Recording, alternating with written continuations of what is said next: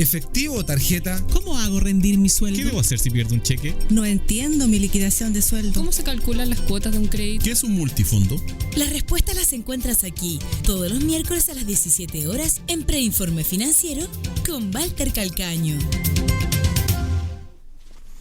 Muy buenas tardes, estimados auditores de Preinforme Financiero. Bienvenidos a Radio Bomberos de Chile. Hoy es miércoles, como todos los miércoles tratamos de salir 9 de diciembre.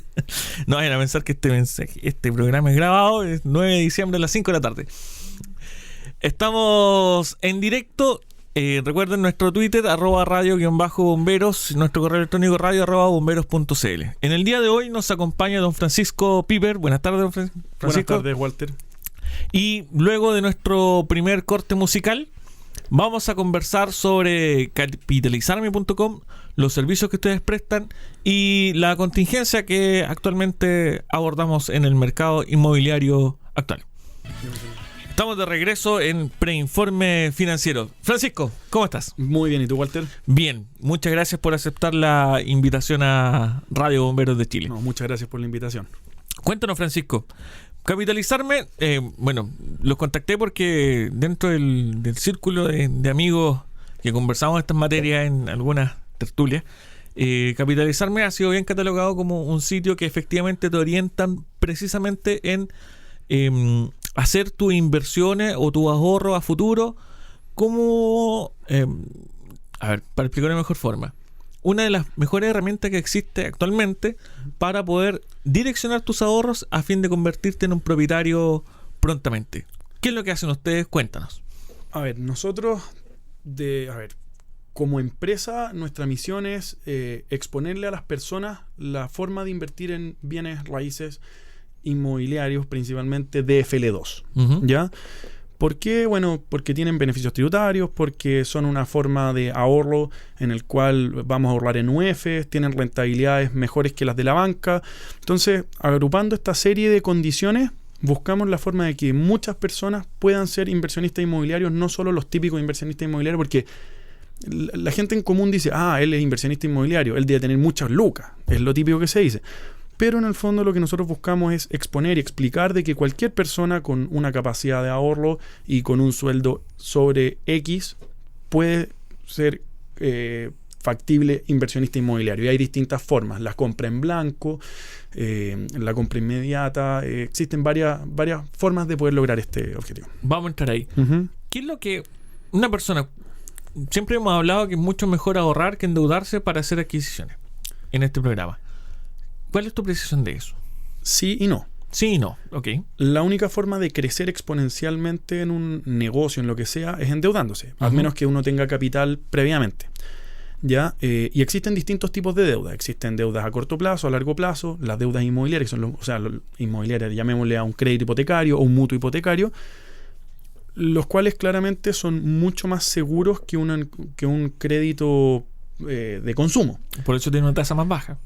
Exactamente, y porque además de ser, ¿por qué son más seguros? Porque existe un bien durable y que se aprecia en el tiempo y no se deprecia, que está de aval de esta deuda. Uh-huh. En el fondo, si yo pido un préstamo al banco para comprarme un auto y el auto yo lo compro y ya perdió el IVA y perdió, en el fondo se devalorizó y en un año más vale menos y mi crédito sigue valiendo lo mismo.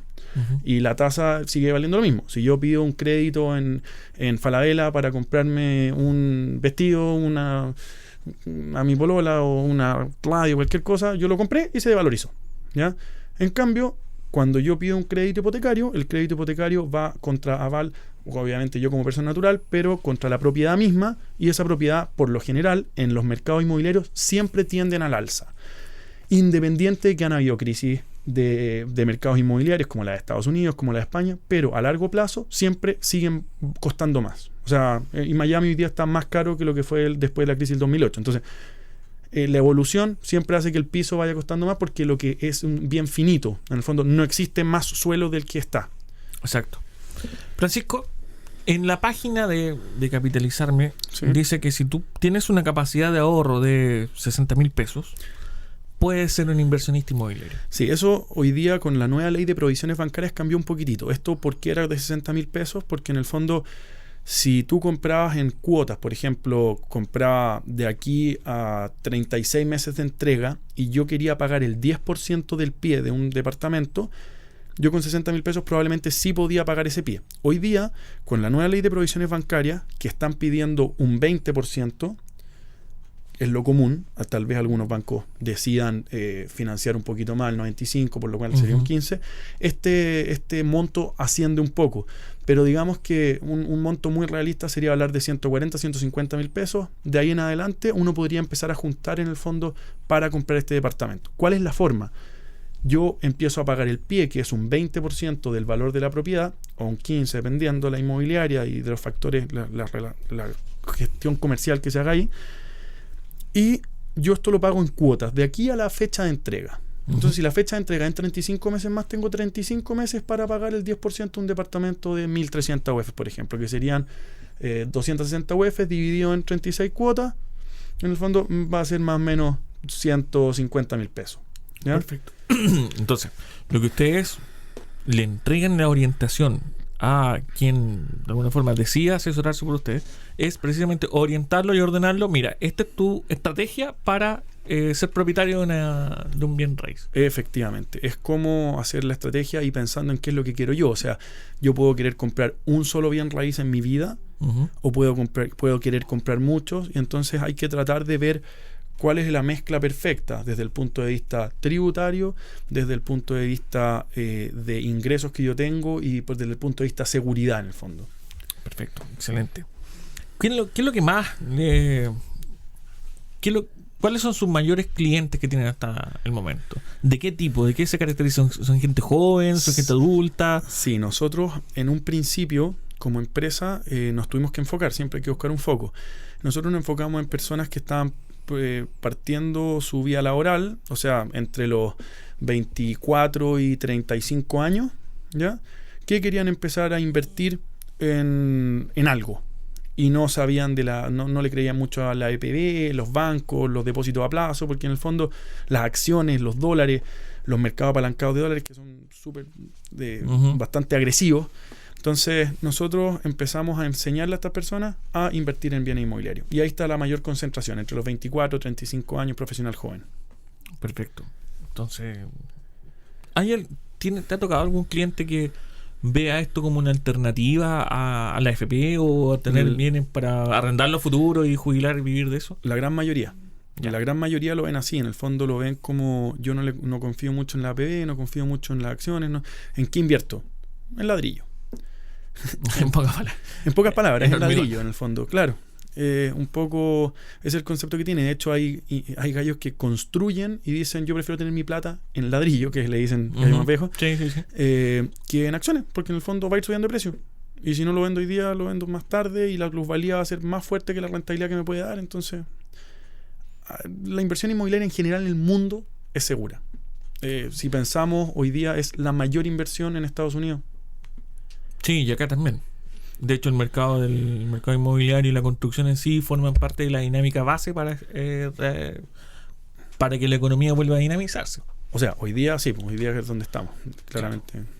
Francisco, tenemos algunas consultas por Twitter y por WhatsApp, ya nos están invadiendo. Vamos a un... sigamos. Tenemos acá... Usted nos ha saludado al público, don Miguel. Buenas tardes, ¿cómo está? Bien. Es que ha sido un día de loco, la verdad. No tengo muchas ganas de saludar, ¿ah? No, está bien. Estoy con un hacha aquí al lado en la mano y una motosierra en la otra. Mira, tenemos una consulta que nos llegó por WhatsApp. Sí. Este amigo dice que en abril cumple un año en la empresa. Su renta junto a la de su pareja es de 1.200.000 pesos. ¿Cómo podría obtener un crédito hipotecario? Ya que si pueden pagar entre los dos 400.000 pesos de arriendo, ¿les convendría casarse para hacer unión de rentas? ¿O cómo de alguna forma es la mejor? No te cases, no te cases. Si quiere hablar de negocios, no.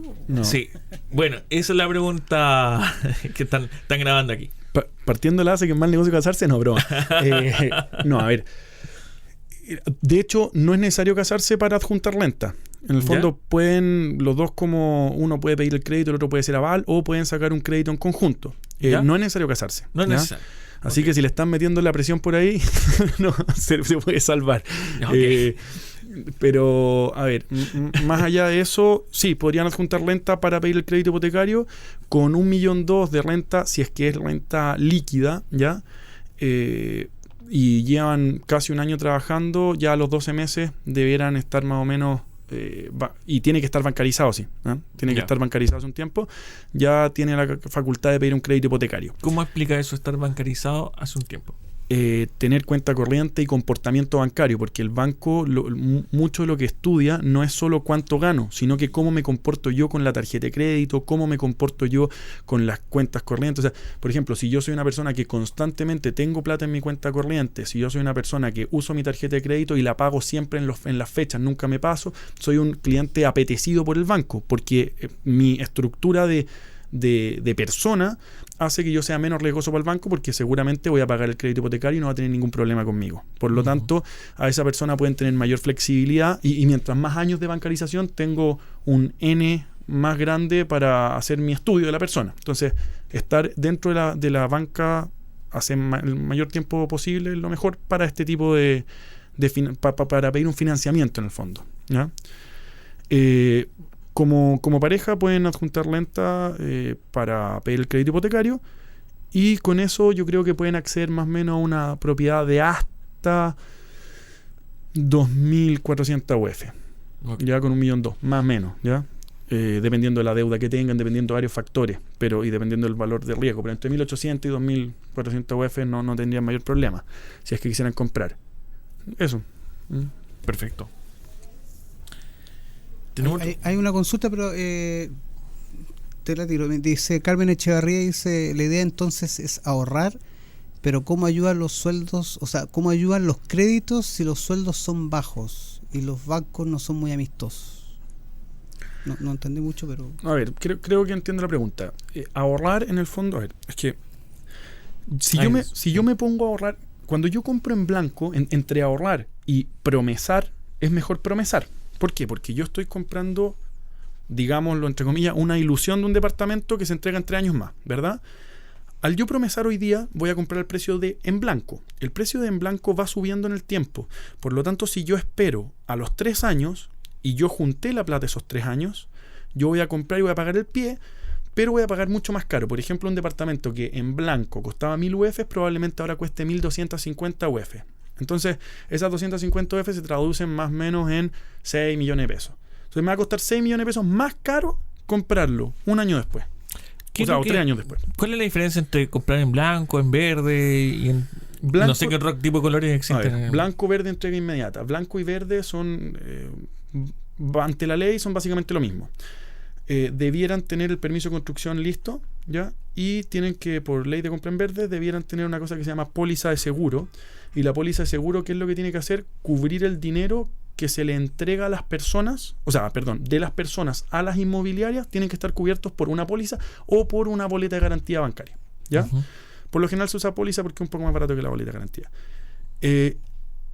Como te decía, entre blanco y verde, generalmente la diferenciación se hace que el blanco está el terreno recién comprado y estoy comprando en nada, y el verde está con algún nivel de construcción. La diferencia son los meses que se demora. En el fondo, si está más avanzado, se demora menos tiempo nomás. O sea, comprar en blanco es más barato que comprar en verde, y es más barato que comprar en entrega inmediata. Exactamente. O sea, mientras más en sus raíces esté el proyecto, más barato debiera ser.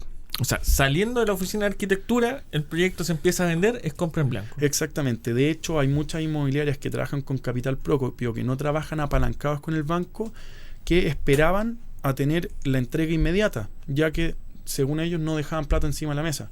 Porque en el fondo, cuando yo compro en blanco, como estoy vendiendo en 1.000 UF y después vendo en 1.300, decían, no, yo prefiero esperarme el tiempo porque más encima el valor va en UFs. Uh-huh. Por lo tanto, ni siquiera me afecta el IPC. Sí. Entonces, siempre la UF. Simplemente era como tener un fondo en UF, esa plata, y me gané 300 UF más en vez de ganarme 1.000. Como el mercado hoy día está un poquito más restringido por los temas de situación país, por los temas de provisiones bancarias, por varios temas, ahora tal vez esas inmobiliarias están dispuestas a empezar a vender en blanco, pero siempre es mejor negocio comprar en blanco que entrega inmediata. Ahora, siempre la gente me pregunta, ¿y qué pasa si yo encuentro un departamento muy barato que la tía Juanita está vendiendo en 1000 UF y en el mercado están en 1400? Bueno, cómprese la tía Juanita, va a ser un buen negocio, pero eso es una oportunidad de negocio. Ok. ¿Ya? No es parte del negocio inmobiliario. O sea, no, sí es parte, pero es como suerte. O sea, en el fondo puedo estar esperando toda mi vida esa oportunidad y se me puede presentar o no. Ok. Ahora, como planificación, es mejor comprar en blanco hoy día. Perfecto. Y siempre en proyectos nuevos. Bueno, a la vuelta de del corte musical vamos a conversar sobre lo que va a afectar la ley de IVA a las propiedades inmobiliarias a contar del próximo año, y que nos dé algunos comentarios de cómo está dinamizado el mercado. Ojalá una visión a nivel nacional. Vamos con un corte. Bienvenido nuevamente a Preinforme Financiero. Recuerden nuestro Twitter, @radio_bomberos, nuestro correo electrónico radio@bomberos.cl. Estamos contestando todas sus preguntas. Nos acompaña Francisco Piper de capitalizarme.com. Y tenemos en WhatsApp, nos piden saludos para la primera compañía de los muermos. Muchos saludos para ellos, gracias por escucharnos. Y Carla nos pregunta, Francisco, en realidad te pregunto a ti.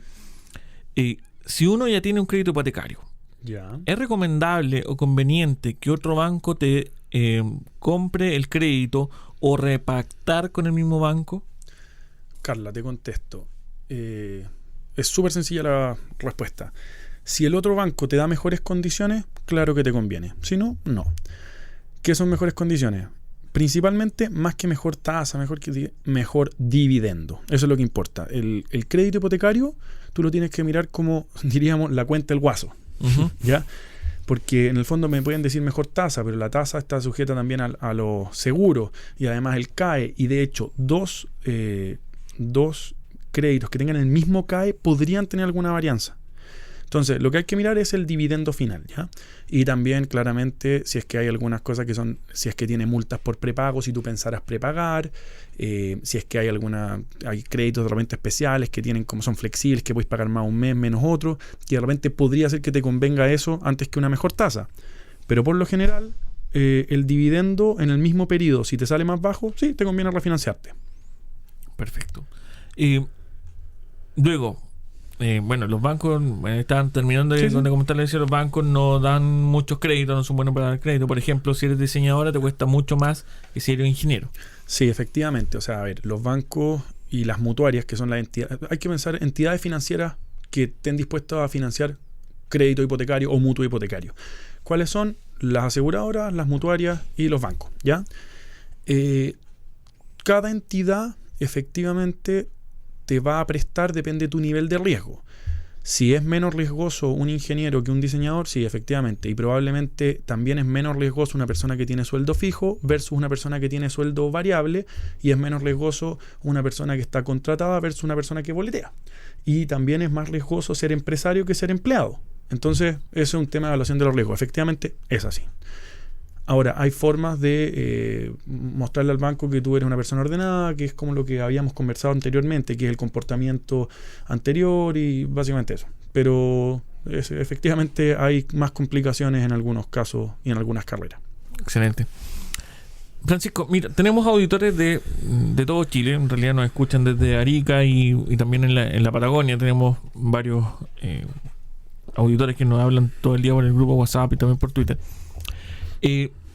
Se habla mucho de las diferencias de precio existentes a lo largo de todo Chile con respecto a la compra de propiedades. Comprar un departamento de las mismas características en Iquique no es lo mismo, no tiene el mismo precio que comprarlo en Puerto Montt o comprarlo en Santiago.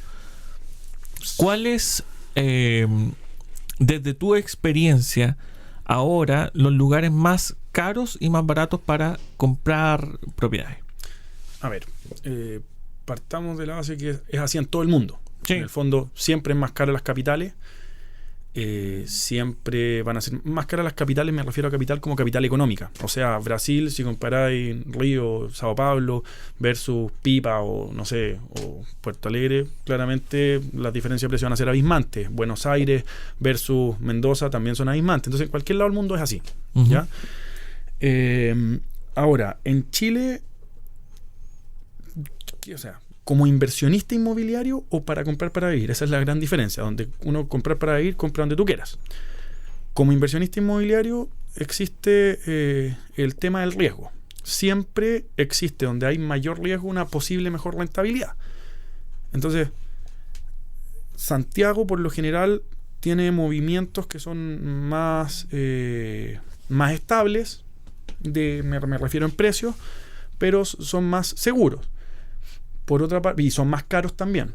Por otra parte, podría ser que en algunas zonas, algunas playas que no están 100% armadas, sino que están recién comprando terrenos, loteando, ahí podría ser un negocio mucho más grande comprar, porque puede ser que se me duplique o triplique una casa que yo compré ahí. Pero tengo un factor de riesgo, que si no pego la playa, me voy a quedar con la casa ahí por eternamente y probablemente no suba. Ahora, en general, como decíamos antes, la inmobiliaria siempre va subiendo. ¿Dónde es más barato y dónde es más caro? Donde hay mayor movimiento económico es más caro, y donde hay menos movimiento económico es más barato. Es súper sencillo. No, así como darte un mapa, no sé, pero seguramente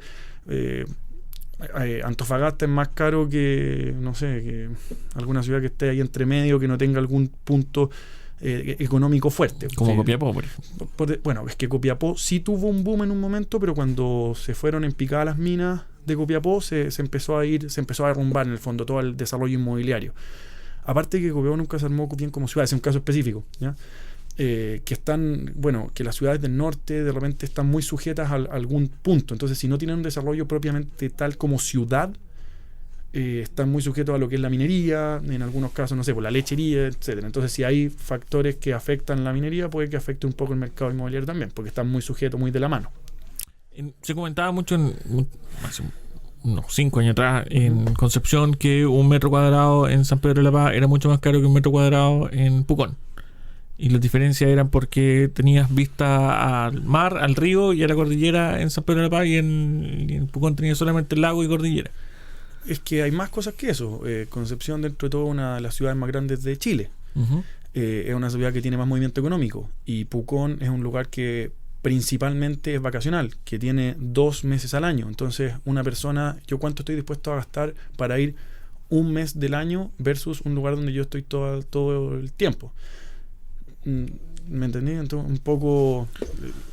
Se hablaba también de algunas zonas emergentes acá en Santiago. ¿Aquí llaman zonas emergentes o donde están, de alguna forma, se está desarrollando el mercado inmobiliario? A ver, generalmente los mercados inmobiliarios se desarrollan por un hotspot, que es el punto caliente en el fondo que llamamos, que uno dice ya, si tú veías en Las Condes, decís cuál es el hotspot de Las Condes, dónde hay más trabajo, dónde están los ejecutivos, entre comillas, que están ganando un poco más de lucas, jóvenes, etcétera, dónde quieren vivir, en Isidora Goyenechea. Ya, entonces ese es el punto más caro. Y después se va formando un aura hacia el lado de los que van pudiendo pagar un poquito menos. Entonces los precios se van regulando hacia afuera. ¿Ya? Okay. En Nueva York sería Wall Street, que está ahí, Sí, y es lo mismo, sí. Ya, pero es básicamente lo mismo. Entonces, en Santiago Centro se genera un hotspot porque hay muchos puestos de trabajo, etcétera. Pero en Santiago Centro empezaron a pasar cosas. La densidad poblacional ya era muy alta, cambió la norma constructiva, entonces los edificios son más chicos, por lo tanto son más caros, los precios están muy disparados, entonces empezaron a crecer la misma aura que estamos hablando hacia Independencia, hacia Estación Central, hacia Recoleta, y se fue desarrollando todo este mercado. Ese mercado es un mercado emergente. En el fondo un mercado que debiera tender a costar lo mismo que este mercado principal, pero que va un poquito más atrasado. Si vemos como como visión inmobiliaria, cuando dicen es que Perú es Chile 15 años atrás. Sí, probablemente si tú compras hoy día en Perú va a subir en 15 años más bastante. Los precios que tiene ahora. Exactamente. Y es lo mismo que pasa con Estación Central, con Independencia, con San Miguel, que son lugares que van a ir creciendo constantemente en el tiempo. Perfecto. Entonces los que quieren invertir para hacer negocio, en realidad sería bueno irse a esas zonas que están en crecimiento porque su rentabilidad futura sería un poco mayor. Hay varios puntos por los cuales ir a esas zonas, y hay unos puntos que son un poco fríos, pero como una persona de negocios tiene que evaluar, hay que hacerlo. Y otros puntos que son lo que estábamos conversando ahora. O sea, el punto más frío es que como la gente que vive de repente en la Estación Central no tiene la misma capacidad de crédito que una persona que quiere vivir en Las Condes, por condiciones de trabajo, por sueldo, por tipo de contrato, etcétera, al no poder comprar, claramente el arriendo va a ser un poco más caro. Okay. Versus comprar, porque no puedo comprar. ¿Ya? Si yo tengo la opción de o compro o arriendo, tú no me podés subir tanto el arriendo porque por esto es oferta-demanda, es mercado libre, o sea, oferta-demanda. No me podéis subir tanto el arriendo porque si no están, llega un punto que digo, decido comprar. Como en algunos mercados no pueden comprar, sube más el arriendo, por lo tanto es más rentable. O sea, si tú tienes 100 millones de pesos en Las Condes, probablemente yo puedo arrendarlo en 400 mil pesos. Y en Estación Central, los mismos 100 millones, que pueden ser 3 departamentos, no tiene por qué ser uno, los voy a arrendar en 600 mil pesos. O sea está 200 rentabilizado. lucas más que la otra cuestión. Entonces es más rentable. Y además, viene el tema del aumento de plusvalía porque es una zona que está menos madura. Entonces cuando sea más madura, claramente van a costar más. Genial. Tenemos comentarios. Ya, dicen que en Iquique todos piensan que trabajan en la minería y por eso una casa simple te piden más de 100 millones de pesos. Y en La Serena mostrar que con el mismo dinero comprabas una casa con piscina en un club de golf. Y bueno, acá en La Bianca dicen que en general las construcciones han subido mucho, no es un tema de realidad solamente acá en... O sea, son varios puntos. Uno, la tierra es más cara. Dos, las nuevas leyes hacen que vaya poniéndose cada vez más caro. Tres, la mano de obra de la construcción es más cara. Entonces, todo eso hace que vaya subiendo de precio, naturalmente. ¿Ya? Por lo tanto, va todo de la mano. O sea, se va acabando cada vez hay menos pedazos de suelo para comprar, por lo tanto va subiendo el precio. Una cosa de oferta y demanda. ¿Vamos a un O corte? sea, pero ya no baja, definitivamente. A ver, un mercado si entra en un crash siempre puede bajar. Estados Unidos también bajó, pero no debiera bajar. La constancia del mercado inmobiliario siempre tiende al alza. Lo que explicábamos al principio un poco es que en Estados Unidos hubo una crisis que tenía que ver financiera con el mercado inmobiliario. Era por cómo financiaban el mercado inmobiliario, que cualquiera podía comprar, que los bancos no evaluaban. Lo que conversaron en algún rato una de las personas que escribió, que decía que los bancos no son tan amigables a dar crédito. Eso hace que el mercado inmobiliario sea más sano, porque si el banco le da crédito a cualquier persona que no tiene tendencia a ahorrar, que no tiene tendencia a pagar sus créditos, los mercados se van a las pailas y bajan y pueden entrar en un crash. ¿Qué fue lo que pasó en Estados Unidos? Pero independiente de que pasó eso, hoy día las propiedades están más caras que antes, que antes del crash. Entonces, en el mundo siempre siguen subiendo de precio. Es como un concepto claro. Y si lo vemos en el mercado sudamericano, si tú te vas a Argentina, que digamos que es un país que está quebrado, o sea, es un país que está en problemas, no hay crédito hipotecario. Los créditos hipotecarios son inalcanzables. De todas maneras, en las zonas de Buenos Aires son carísimas las propiedades y departamentos que tienen 20 o 30 años más de antigüedad que acá. Ya. Oye, pero lo que se hablaba también de que cuando aquí se supo que se iba a aplicar el IVA, todo eso, independientemente, igual las propiedades como que se pegaron un salto en el valor. Un departamento que valía, subiendo el más barato de un dormitorio de un ambiente de 1.200 UF vale 1.800 y el de 2 vale casi 3.000. Se infló, como que se adelantaron y ya le pusieron el precio. Entonces ahora cuando apliquen el IVA van a salir los ofertones y que al final uno va a estar pagando el mismo precio igual, ¿no? No, en general, a ver, siempre existe un tema de oferta y demanda. Siempre hay un tema de oferta y demanda. Si aumenta la demanda, naturalmente los precios van aumentando gradualmente a la demanda, ¿ya? Eso es mercado libre. Es el libre mercado. Sí, eso es la otra página que... Claro. Sí, porque claro, ahora van a aplicar, están todos desesperados comprando, y al aplicar el IVA van a ser más caros, supuestamente menos gente va a comprar, entonces debiera venir también un boom de oferta. No, mira, a ver, el el IVA en las propiedades va a pegar entre un 5 y un 12%, ¿ya? Y en cierta medida sí lo van a querer subir las inmobiliarias. ¿Qué tanto va a subir? Va a tener que ver la elasticidad a precio. Si es que la elasticidad a precio, o sea, si el valor IVA que se le aplica a la propiedad es un 7% y la elasticidad a precio aguanta hasta un 5%, lo tendrán que subir un 5% y se tendrán que comer ese 2%. ¿Ya? Te van a aplicar van a decir, te da un 2% de descuento. Entre comillas, en el fondo es entre comillas, pero si tú me decís, ¿se ha aplicado el IVA? No lo han aplicado como tal. Yo creo que ahora desde el 20 de diciembre ya las propiedades van a empezar a ser vendidas con IVA por el tema de protocolización, por temas...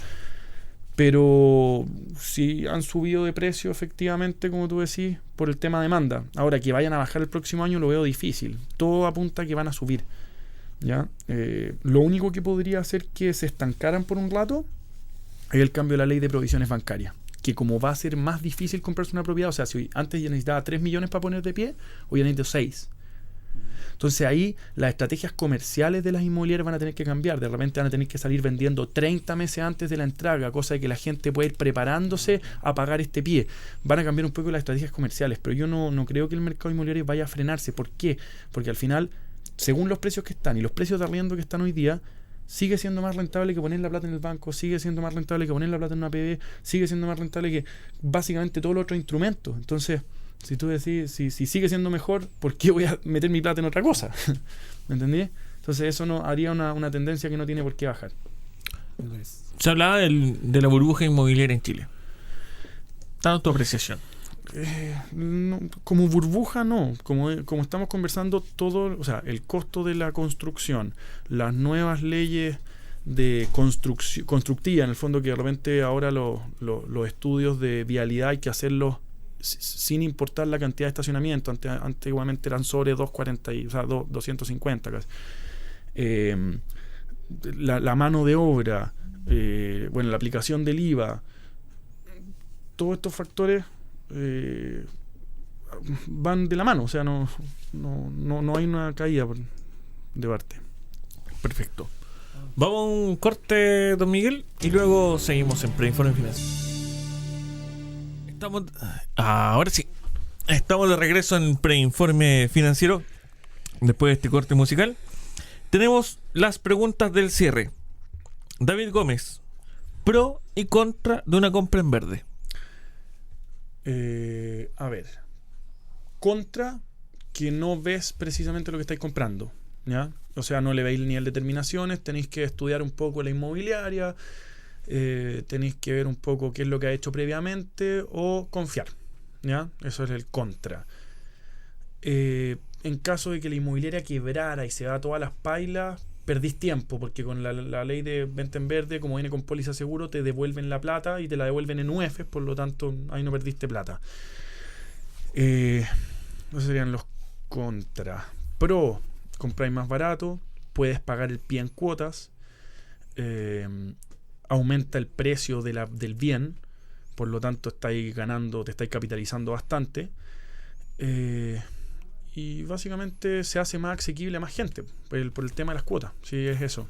Y para cerrar, Francisco, perdón, disculpa, comentábamos sobre ¿cuál es la ventaja entre comprar nuevo o comprar usado?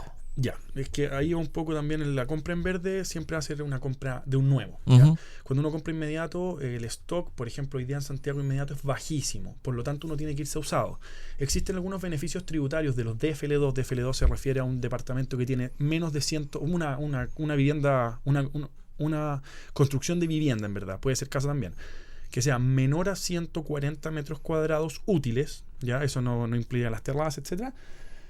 Tiene varios beneficios tributarios. Beneficios que van desde el no pago de impuesto a la herencia, un no pago, o sea, un beneficio que existe, que es el 55 bis, en el fondo, que hace que te baje tu base impositiva, que tiene hasta un máximo de 8 UTA. Eso quiere decir que los intereses que estás pagando por el crédito hipotecario se rebajan de tu base imponible del global complementario. Exactamente. Uh-huh. O sea, si yo gano 1 millón de pesos y yo estoy pagando un dividendo de 200, de los cuales 100 son de intereses, o sea, intereses bancarios, esos 100 se descuentan y es como que yo ganara 900,000 pesos. Exacto. A la hora de pagar impuestos sobre la renta, ¿ya?